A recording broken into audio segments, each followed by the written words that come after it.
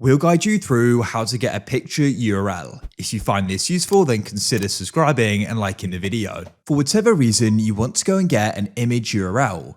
Perhaps you're trying to go and use an image somewhere and it's asking for a URL for it, and so you're trying to go and get it. We're going to walk you through this step by step, make sure this full guide is covering important information throughout. So without any further ado, let's go and get started with this. So what we're going to do is we're going to go and open up a web browser. I'm going to use Chrome in this case. And now what we need to do is go and find the picture and image we want to do this with. So I want to do this with the GuideRealm icon. So I'm going to type in GuideRealm like so, and we can go and search for it. Then what we can do is we can come to images at the top here.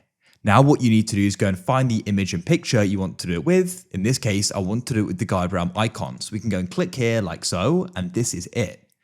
And so we need to do this in the correct way, as otherwise you can go and end up with the wrong link that you're trying to go and get.